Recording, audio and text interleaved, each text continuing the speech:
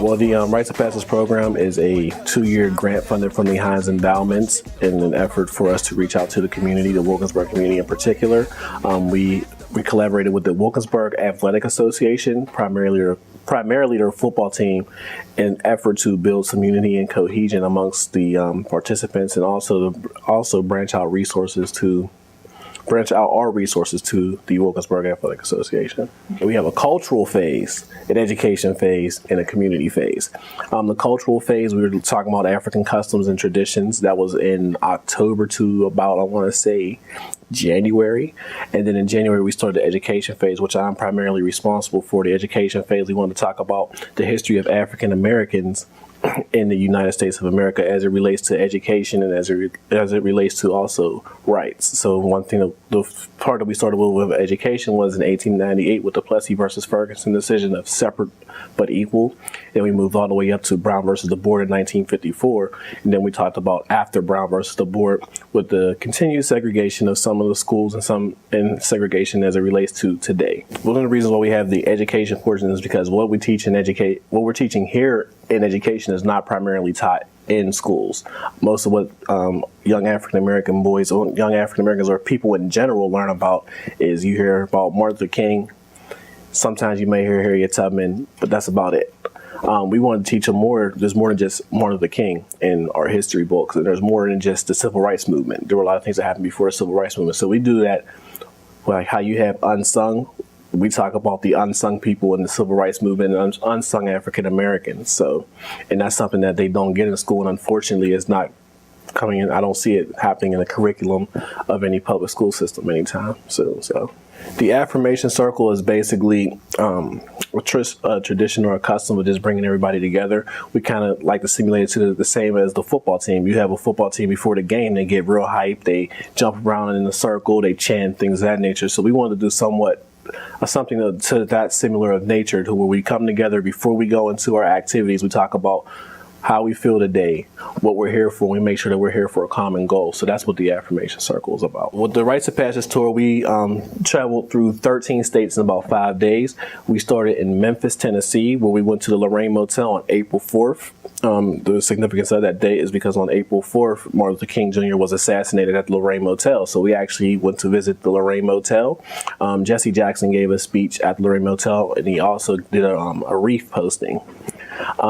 Also, we looked at the National Civil Rights Museum in Memphis, Tennessee, and we had to take in some sights and sounds. The kids, that not only did they enjoy the Lorraine Motel, but they actually got to see where the NBA team, the Memphis Grizzlies, get to play at the FedEx Forum. So going through downtown Memphis, we also got to stay in a very nice hotel, the Spring Hill Suites, which is a Marriott, and most of the kids coming from our community never been anywhere and never actually got to stay in a nice hotel. So instead of us putting you up in a Motel 6 or a Super 8, why don't we try Marriott? So, they actually enjoyed that. They enjoyed the free breakfast every morning.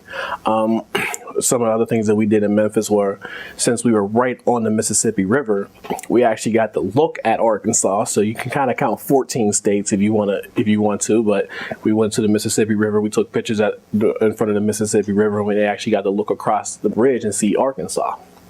The next day, we packed our bags and went to Jackson, Mississippi. At Jackson, Mississippi, they got to see a black school, Jackson State University.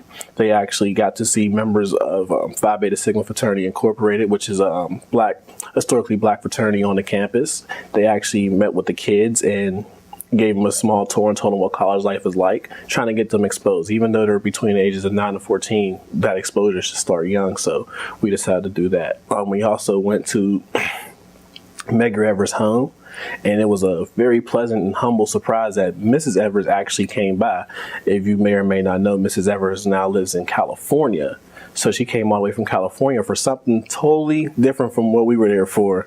And she just so happened to stop by the house while we were touring the house. So Mrs. Evers actually came in and said hi to everybody and gave everybody a hug. And we took a picture with Mrs. Evers. The next day we left for Montgomery, Alabama. But before we went to Montgomery, Alabama, we stopped in Selma.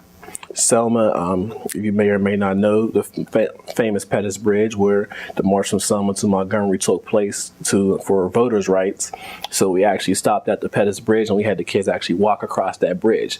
Now, we weren't going to have them walk 50 miles to Montgomery, but at the end of that bridge, there was the Voters' Rights Museum, and they actually got to tour that for free. And that was actually another pleasant surprise, because we didn't know that Voters' Rights Museum was at the other side of the bridge. So, the guy opened up, and the tour bus came there, and they said, we're closed. We're only for appointments only. He said, oh, we didn't know you guys were here. We're just bringing a bunch of kids over the bridge for the Selma to Montgomery march. We said, well, you know what? I'll open up the place for you guys and let you guys see what's in here. So we actually got a free tour in Selma, and then we got back on a bus and went to Montgomery. In Montgomery, we actually went to the Rosa Parks National Museum. At this museum, it basically talked about the Montgomery bus boycotts that went on in Montgomery, case-by-case scenarios.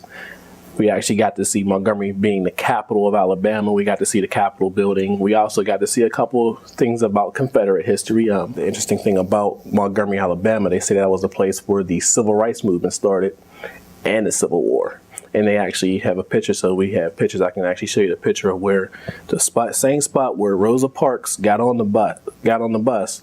The building right across the street was the first orders to start the first firing orders for the Civil War. So that's what they kind of take pride in, that the Civil War and the Civil Rights Movement started at this one location. So pretty interesting history. But we also got to see the Dexter Avenue Baptist Church, where Martin Luther King preached for 3 years, and lot of history coming at us and coming at the kids at the same time. Like I said, we went 14 different states in about 4 days. The next day we went to Atlanta, Georgia, where we went to the Martin Luther King National Historic Site, where we actually got to see the tombs where Martin Luther King and Coretta Scott King were buried.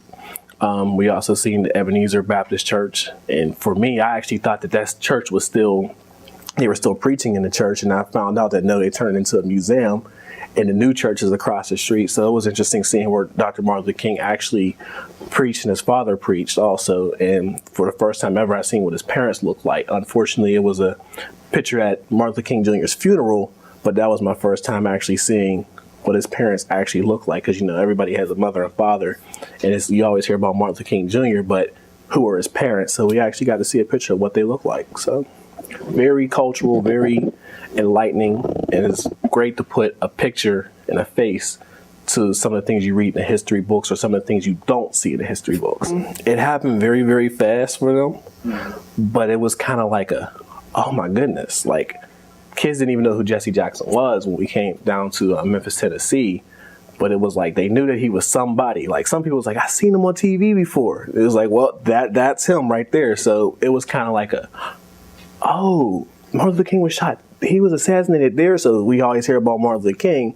They really don't talk about the Lorraine Motel too much, or you might see the one picture of everybody pointing up in the sky, but it's like, now you're actually here and you're actually seeing it. So it was like that, oh my goodness. So their reaction to it was fairly well. And even the hotels that we stayed at, they enjoyed staying there too. They enjoyed all the extracurriculars that went on with, staying at the hotel and just the other sights and sounds that we see. And also the camaraderie amongst the young men. We took a bus tour, so we had to share a bus for 5 days. That was our home.